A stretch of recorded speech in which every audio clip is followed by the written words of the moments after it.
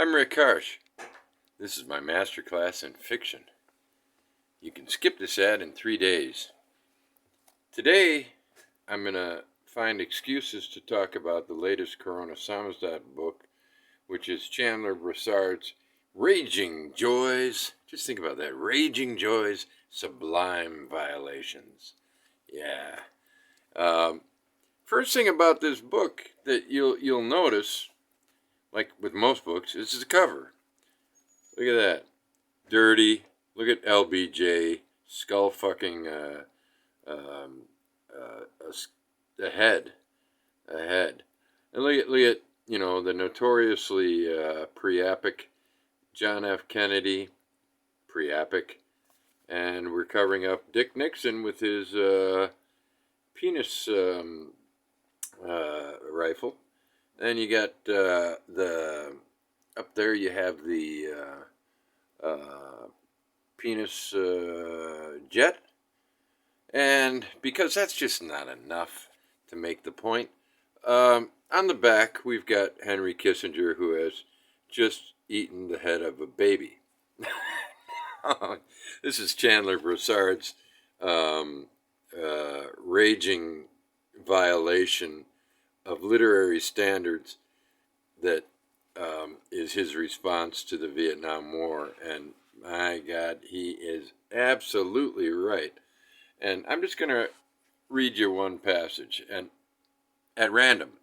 That's how good he is. Sure you do, Uncle Henry, the girl Lone Ranger said, patting his head. And a little titty boom boom wouldn't hurt either. She whipped off her scanty bra and shook her juicy tits as if to wake them up or something. Gee, said Henry, what an eyeful you've got. I think we're talking about Henry Kissinger there. Yeah, that's the way he's writing this book. But there's more. There's actual text from communiques, from government within the text and juxtaposed with some of the weird stuff that goes on. In fact, one of my favorite scenes is near the end of the book. I don't want to give anything away.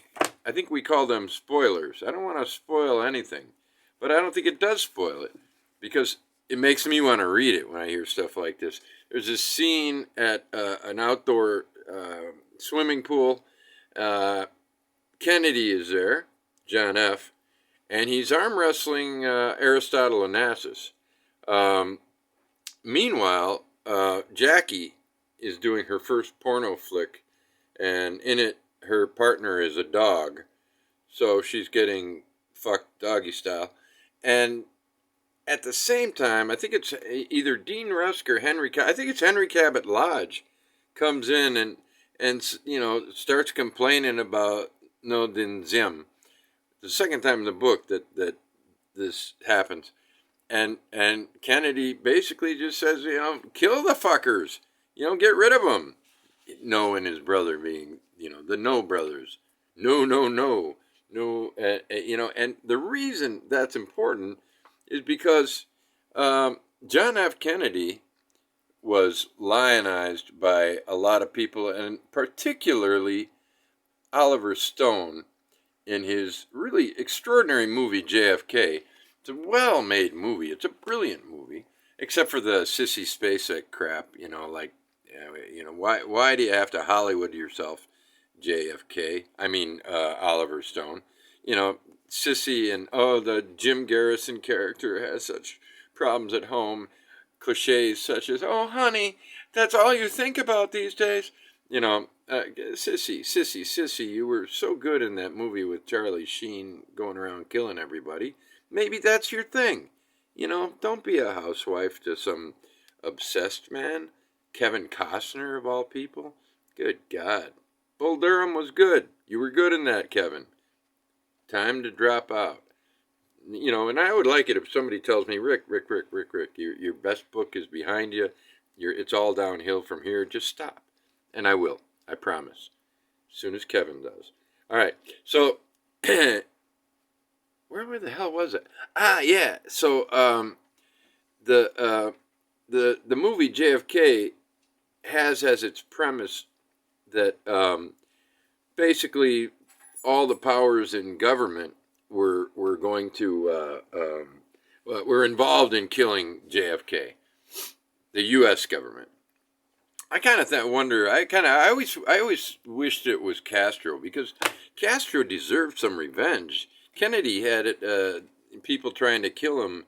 Kennedy was as manic about killing him as Stalin was about killing Tito. They both failed, but Stalin did get Trotsky. So, he's one up on Kennedy, because Kennedy only killed underlings, like people like No Din Zim and No Din New, I think, was his brother. And twice in the book, he makes it clear that Kennedy ordered, about a month before he was killed, he ordered the coup, or okayed the coup, however you want to look at it, that ended up in the inevitable death of the No brothers. And Oliver Stone's movie, if you want to say that the U.S. government was involved in killing Kennedy, maybe. CIA, I mean, look at how many people they've killed. They could do it. They could have done it. They may have done it. But then the question is, why? Why did they have to get rid of Kennedy? What was so subversive about Kennedy? Well, Oliver found a memo, or knew of a memo, in which Kennedy sort of tepidly discussed pulling people out of Vietnam. And so the truth is, according to Oliver Stone, they killed him because he was going to end the war in Vietnam. Well, let me ask you this. If you were going to pull out of Vietnam, or were even considering it, would you okay a coup d'etat a month before your death? No, I guess he didn't know he was going to die. But would you okay a coup d'etat? No, you do that because you want things to get better. Things aren't working with this guy that the U.S. put in power. So it was Kennedy was a bloodthirsty motherfucker, and the war was just fine with him. All imperial stuff was fine with him. He had, or we had, you had. I'm in Slovenia. I'm out of the nuclear game. I'm nuclear neutral. Nuclear bereft. I have no nukes. Good Lord. Just realized I'm surrounded by nukes. Anyway, you got Israel here. You got the French, the British, the Russians, the Ukrainians got them. The U.S. has the most. China, and here I am in Slovenia. We're utterly helpless. No wonder we're so nice. We can't afford to piss people off. Well, anyway, so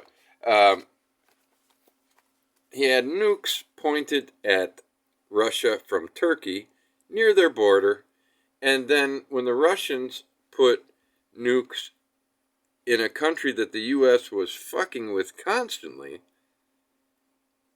he was ready to go to nuclear war over the issue. The Russians, they were not.